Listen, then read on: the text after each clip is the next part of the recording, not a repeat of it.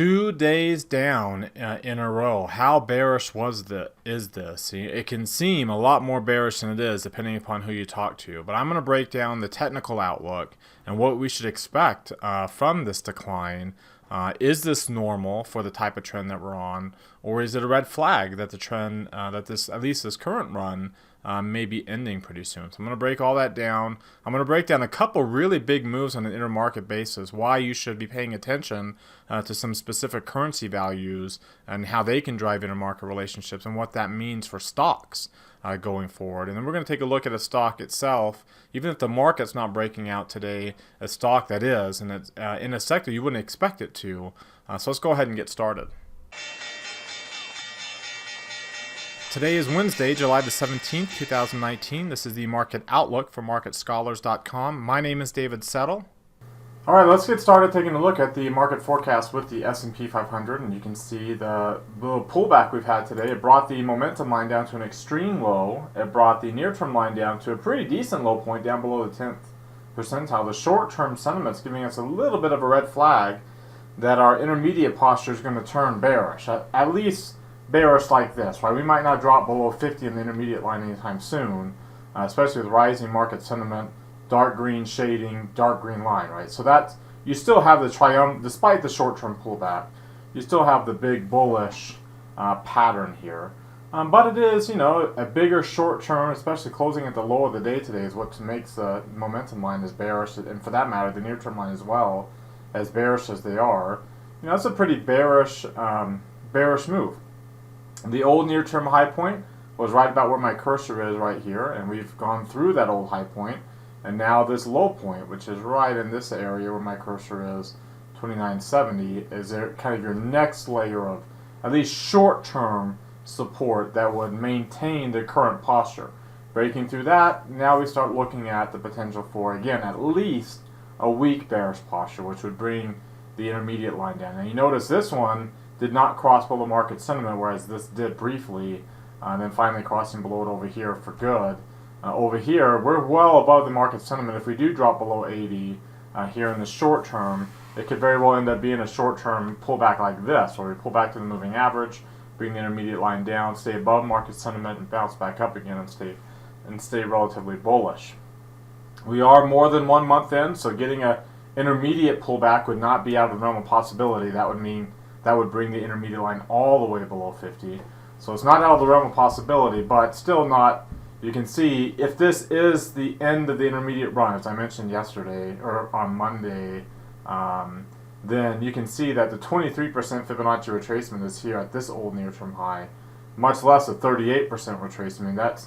There's going to be some pretty strong support levels in these areas. If you look at SPY on the volume profile, you can see pulling back down into, so the equivalent would be right here. This would be about the 38% Fibonacci retracement area.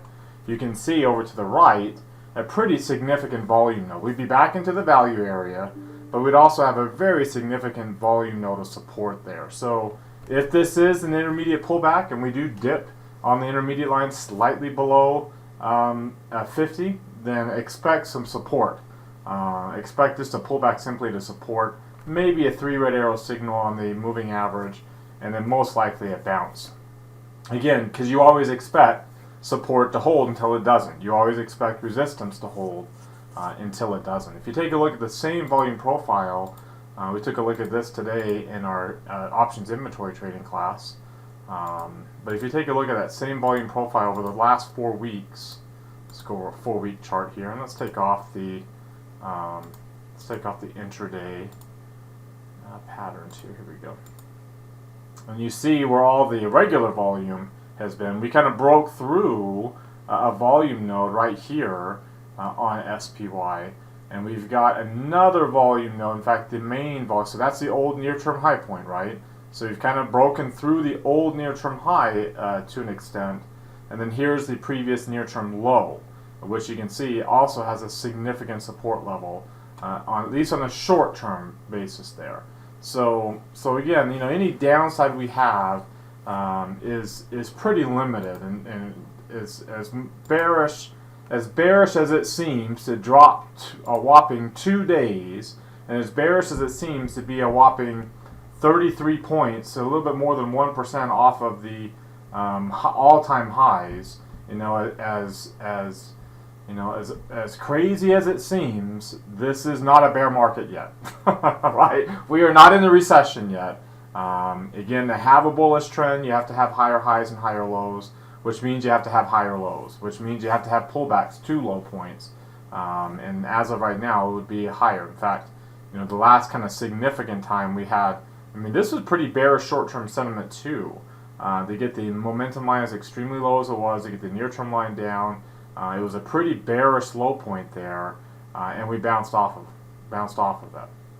So again, considering that we are actually stronger on our intermediate posture, well, probably a little bit stronger on our intermediate posture now than we were then. When we got the near-term line down, the intermediate posture, we're a lot stronger than we are now than we are then in terms of intermediate posture. And you can also see our market sentiment's rising versus then it was actually falling. So keep that in mind in terms of, again, how likely we are to reverse here. Even over here, by the time we started to get significant red flags, market sentiment was overbought and was falling. It was in the upper reversal zone, but it had a run. We were 4+ months into the intermediate rally that we expect to last 1 to 3. So it had its run, and now we're not to that extent yet. You take a look at the Dow Jones Industrial Average, you see a very similar pattern. Near-term line only dropping below 50 though, so not nearly as bearish. You look at, remember, a price-weighted average of only 30 stocks. The NASDAQ Composite is actually giving you a pretty decent buy the dip kind of a signal. Remember, it's got an extreme low on the momentum line, but it tends to do that. It's more of a higher beta play than the S&P 500 and the Russell 2000. Again, kind of breaking out of the sideways range it's been into the downside, but again, not to an extreme because not very big range today. It's a below average range. So how bearish can we actually be? It is, we're not able to get the near-term line really going in either reversal zone. This is the first time we've had it even dipping into the lower reversal zone, but you still have a rising green line. So we'll see if we end up holding that 30-day that rising 30-day moving average as a support or not. All right, before we look at some other charts, I invite you to subscribe to our YouTube channel. Mouse over our logo right here in the bottom right corner of our screen. Hit that red subscribe button that pops out. There's also one down below the video. That will notify you when these videos are being posted so that you're aware. Also, click the thumbs up icon that's down below the video. That tells me 2 things. You got something out of the video today and that you want us to do it again tomorrow. It's a quick way to give us feedback. It's our only way to get feedback from you. You can click that button right now if you think we should keep doing these videos. You can do it right now while you're watching. Also, while you're down there, comment. What did you get out of the video today? Why should new people that come day in and day out, why should they watch and continue to check out this video? Make sure you're commenting on that down below. Join our Market Outlook email list. We have an email list. We send out one every day with the links to these videos as well as watch lists. Click that link up there that's popping out that subscribes you to our list. Very easy way to do that. Follow me on Twitter for more content in between the videos from day to day, and join our Market Outlook community that we've created on Facebook. If you're watching our video on our blog, we also invite you to subscribe to our website. You can do that by clicking on this image up here. That allows you access to our Market Outlook forum on our website. You can be able to interact with other market scholars that watch these videos day after day. Of course, premium subscribers get access to our videos.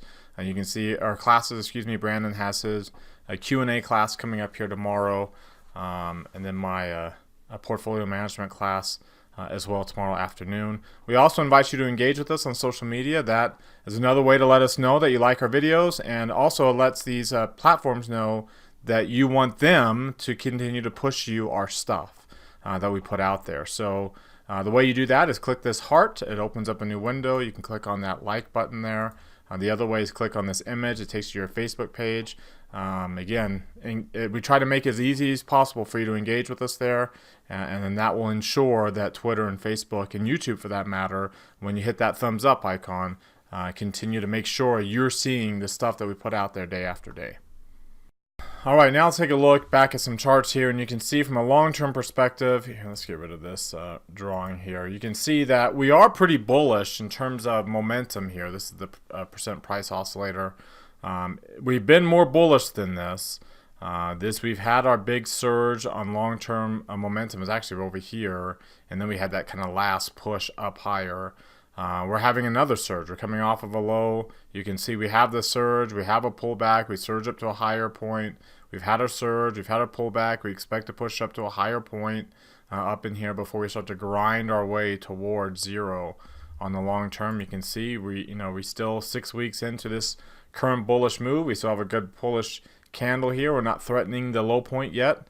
That's on the Heikin-Ashi candle. You can see the regular candle, red candle here, but look how far above we are still. A rising 50 and 200-day moving average, and the gap, like I said, between the two is also rising. If you look at the 3 green arrow charts for the S&P, we got a red arrow. How about that? So, but not 3 red arrows, and that 3 red arrows, when you're on a bullish trend like this pattern here, can act as a bounce until you get to the point where you get the 3 red arrows, and then you don't bounce, right? You break down like we did in these two. But as you continue, as you're in the midst of a new bullish run, which is what we are here, the 3 red arrow signal is actually not a bad thing at all to get, and we only have 1 right now. And you can see from a 2-line versions, hey, we actually broke below the 8-day moving average. We've done that before, in fact, recently. Now that we just got to make sure we hold the 17-day moving average. And again, we typically don't V-top on the MACD. We tend to kind of come up and down, with the buyers still in control, especially according to the stochastics. So we are getting some weakness right now, and good traders will look, and trends will look for these opportunities of weakness for some new opportunities to ride the trend, to get those pullbacks. All right, if you take a look at the intraday charts, that one here, we'll look at that in just a second. But if you take a look at the intraday charts, we did, again, the MACD or the momentum line, we did close at extreme lows because we closed right on the low of the day. And there's again our old near-term high. Here's our old near-term low, which happens to be where the Heikin-Ashi open is. So there's again how much room we have to work with during this pullback if we don't bounce immediately off of this. As well as the 4-week midpoint, which will stay there for a while unless we push up to new highs. That 4-week midpoint will stay there until we start moving up on the low. But once we get past, 6 more days, then we're going to really start moving that up pretty quickly on the 4-week low. And then if you look at today's total range and volume here, you can see. As bearish as today was, it was still a below average move, and the volume ended up being below average too. So from a bullish standpoint, that's the type of bearish moves you look for, right? Moves that are below the average, below 1% on the ATR to price ratio, so below that 1% of the mark, which is now 3 points. The average itself is below 3 points, and of course today's move was as well. And then the volume was below an average that's already pretty darn low as it is. So again, if you're going to have pullbacks, that's the kind of pullbacks you want. Not the big sharp moves that can lead to a more extended decline, but the slow, steady, the very boring basically declines like we're getting right now.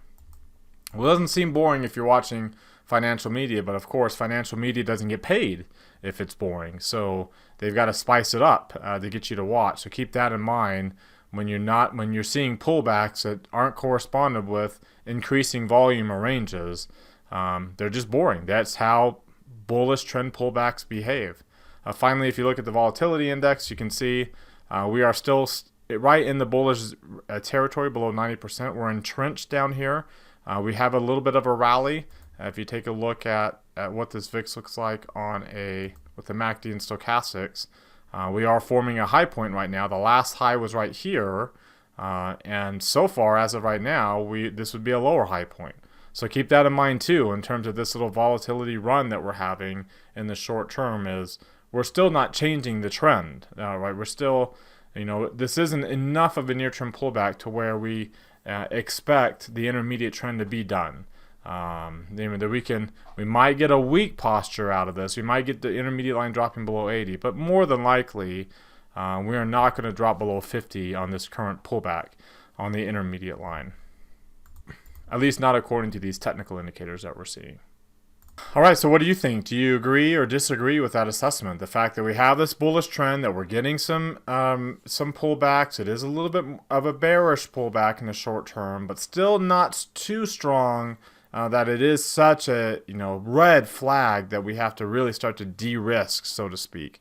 If you're not like completely over, and I don't know if anyone right now, considering the newness of this trend, I don't know anyone that would be too strongly.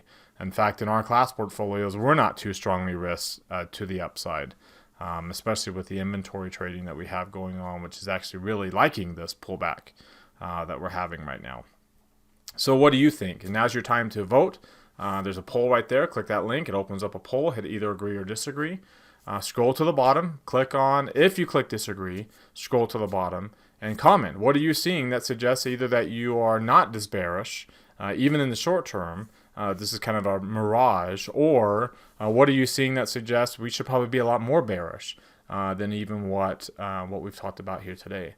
So share what your, not just your opinions, of course, because everybody's got one of those, but share what's driving that opinion. What are you seeing on charts, indicators, whatever that would give you that opinion? All right, now let's talk about what's driving the price action. If you look at this chart, you should see two things that are moving that really stand out. This is, of course, over the last 2 weeks, but really there's 2 asset classes today that really have made a significant move in either direction. One of them being gold and the other being crude oil. If I were to just look at just today alone, here, let's go to July, and we are the 17th. If we just look at today alone, I mean, look at that. Look, bonds rallying up more than 1% today. U.S. stocks down, underperforming international stocks with weakness in the dollar today as well. So if I were to take a look at some of these asset classes, let's take a look at the market forecast indicator for gold. Gold's been on a nice, good run. It's been consolidating with some long upper shadows, mind you. You see these 2 weeks where we had some long upper shadows.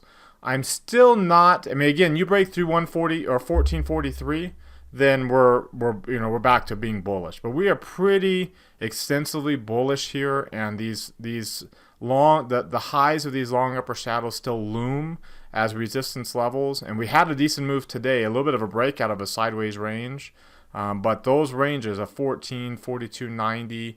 1441 up there. Let me just show you what that looks like here on the daily chart.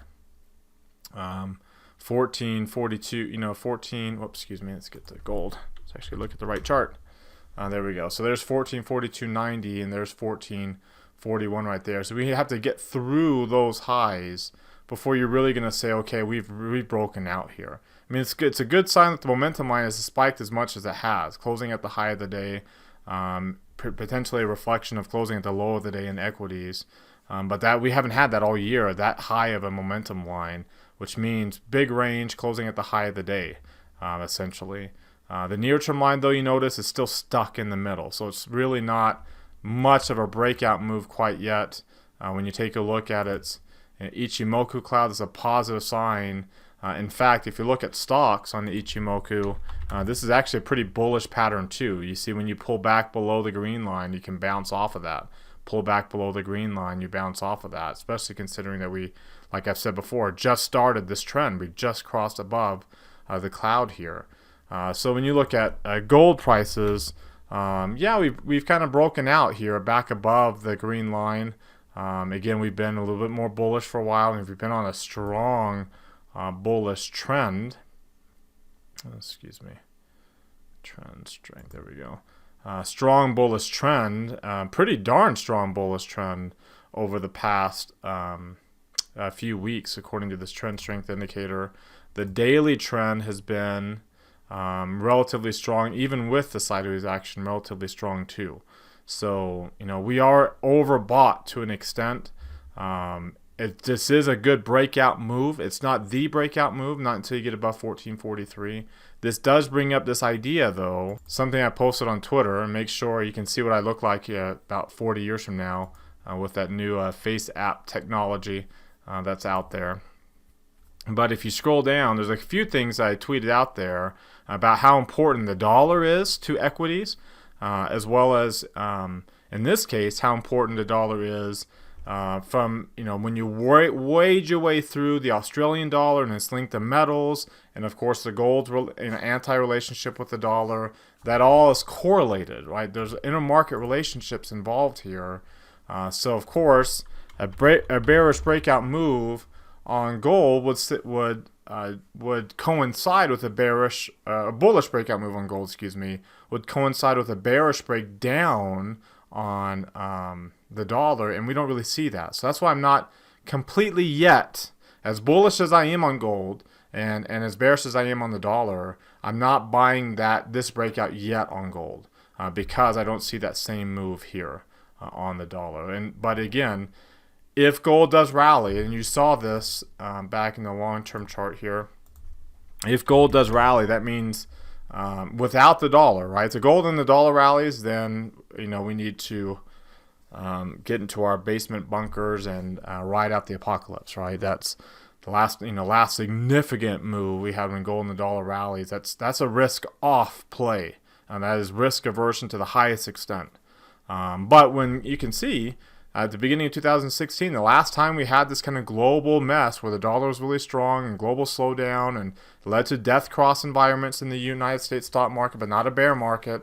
From then on, gold rallied all the way up to the beginning of 2018. Well, guess what stocks did?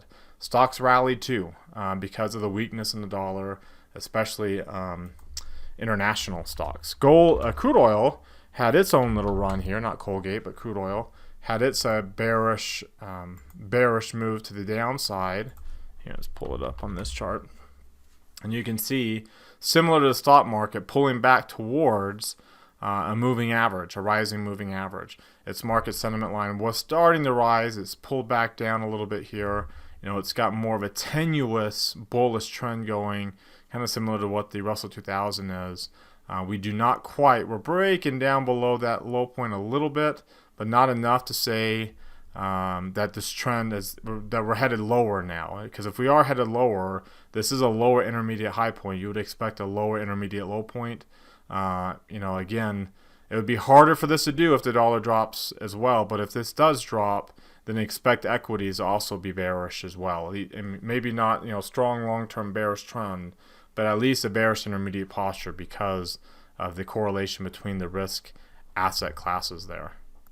All right, so in the news today, this got a lot of chatter, this 1.6% GDP growth expectations for Q2, this idea that the economy is slowing down. Well, if you haven't seen the economy slowing down, if we see today's, you can see today we had housing starts, we had retail sales and industrial production yesterday.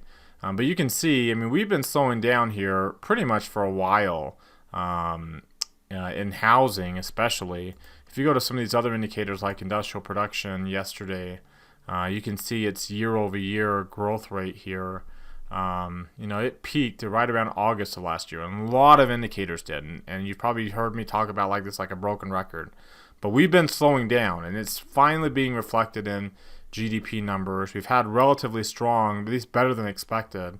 But economic indicators as a whole have been really coming down during this time. That's why inflation expectations have been lowered. That's why long-term yields have been lower. That's why commodity prices came down during this run. Inflation expectations were dropped. That's why we're getting a rate cut. The rate, as much as the chatter likes to blame the odds of a rate cut on politics and the president, the reality is, we've been slowing down for quite a while, and that's brought inflation expectations down, and the Fed wants to keep inflation expectations up, in that 2.5% area, and we're nowhere near that right now. You can see even the odds for a rate cut for 2 rate cuts in July jumped up to 40%. That's one of the highest odds that we've seen for 2 rate cuts, which is this number. 40% is about as high as we've seen it get. Of course, this hasn't been updated with today's move. That's a pretty decent move. Of course, it's still at 100% for... Whoops, that's such a beautiful picture. It's still 100% for this getting 1 cut. All right, but you see now the odds of a second cut by the end of the year are at 93%. The difference between those two numbers, the sum of those two numbers, and 100. And then again, is this going to be a long cycle of rate cuts where you go all the way out to April? And you see now we have an 80% odds of 3 by next April. So the odds of getting a third one have jumped up considerably. Well, relatively. I mean, we were at 27, now it's down to 20. So the odds of getting that third rate cut are starting to come up to where it's pretty much baked in the cake now. 80% is a pretty high number for next April. So that's a lot of leeway, right? We've got 1, 2, 3, 4, 5, 6, 7. One cut baked in for the end of this month. And then we got 6 meetings to do 2 more. So it's not like the Fed's going to be too regular here. Normally, it's on its regular patterns. It's been moving in these quarterly rotations, so 1, 2, 3. So that's kind of where we're at right now. Is okay. We got the 1 here in July. We've got 3 potential meetings where they've been normally in a rotation. We're only expected to get 2 more in those 6 total meetings. So this isn't going to be a regular cut, and that would be a good sign for the markets if this is not a regular pattern. If we just get 1 now and then we wait and see towards the end of the year if and when we need to do the second one. Now let's take a look at the sector rotation. And I like to show you this chart here. Here we go. Of the last 200 days through today, this is through July 17th to September the 28th of 2018. Which is essentially what this chart looks like, right? You can see the safe haven sectors really outperforming double-digit returns over the 200-day period when the market itself is up less than 2.5%. You can see energy really struggling, down 18%. This is not a bearish pattern, right? This, as mentioned before, this is not a bearish pattern. This is more bearish when these cyclical areas are up and these are down. Essentially what we're getting here is that we do have relative strength in the cyclical areas, including financials. They're the 4 areas right now that have the highest relative strength compared to the others on a daily basis, mind you. Some of the weaker ones that we've seen is real estate, utilities, and staples. They were down here at the bottom or towards the bottom over the last so many trading days a week ago. Well, they're moving up. We're on a near-term pullback. They're moving up, but they're still underperforming. So until they cross over into the green and these cyclical areas cross back over here, right now we're getting some weakness again with that little bit of a bounce in the dollar that's pushed these dollar-sensitive areas down, including healthcare as well, due to its own issues. But we're not seeing a big, as bullish as these safe havens are, we're not seeing the equivalent of a pullback in relative strength of the cyclical areas. Again, not necessarily the most risk-off pattern here. So, is it an exhale? Sure. Is it a significant pullback? Not necessarily yet. Okay, one stock in that embattled healthcare area that actually had a little bit of a breakout move today, as you can see, is Medtronic. Medtronic trying to break out of this $100 per share level, getting up to 101 today with a little bit of a breakout. You can see the Bollinger Band width dropping down, breakout at low bandwidth levels, a breakout above the upper band. You can see all the volume down below.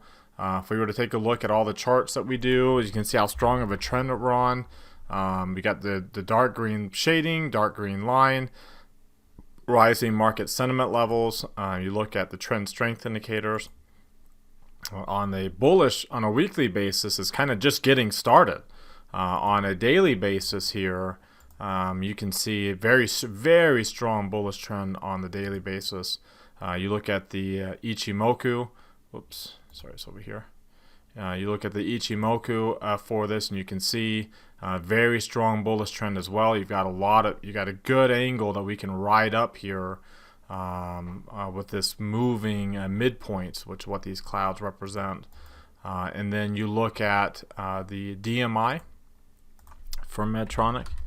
You can see we're above positive 25 or well below 20. Strong bullish trend, a good above average volume taking the breakout. You don't have earnings until after the August expiration. You can see again a reflection of how strong the trend is right now with this kind of breakout. We had a little bit of a consolidation here on the Heikin-Ashi candles breaking out. You can see the PPO still has some room to the upside, potential room to the upside, especially getting through this $100 level. So again, the posture is not, the market's not too bullish here, and you do have earnings coming up right after the August expiration. So I don't want to be too aggressively bullish through August expiration. So that sets up nice for a basically a good bull put spread. The sell the 100 strike and buy the 97.5. You're getting at least a 30% return on risk on your trade. You can see here, let's just go to single symbol. You set that slice to break even on August expiration, which is above 60%. You set that to the price itself. Let's go to the Bollinger Bands for Medtronics, and you can see that, again, we have relatively strong support. We have some pretty big volume nodes above the value area. Now, as we kind of get some of this volume out over here, I would venture to guess this value area is going to move up a little bit. But even then, that's a pretty strong support level below where we're at. It kind of built this nice base here during this consolidation that allows for this kind of above average breakout move that you're getting right now. And again, it's not to the point where I'm going to buy this going all the way. It's on the strong trend already. So we're not breaking out of a sideways action. We are kind of on a long-term basis, though. So it sets up for a good bullish trade. We can be able, with the earnings through expiration, we can be able to position size pretty nicely here with this particular position. All right, and with that wraps us up for today. As always, thank you very much for watching. Now I want to hear from you. Click that link that's popping out. It takes you to our Market Outlook forums. Open up any new thread that you want there with any questions or comments on tonight's video. Let's keep this conversation going here. Of course, if you have any questions or comments on anything else we discussed, or anything that we did not discuss, you can post that as well in the forums. Just open up any new threads. You can also reply to anybody else's thread. That's the point of forums, is to have a conversation going back and forth with all of you that are watching these videos day after day, as well as our Market Scholars community. Again, thank you very much for watching. Remember to subscribe to our YouTube channel, hit that thumbs up icon, and comment on our video. And then join me on Twitter. Follow me on Twitter for more content in between the videos from day to day that kind of supports this discussion. And then join our community at marketscholars.com as well as on Facebook. Have a great rest of your evening, everybody, and we'll see you all tomorrow.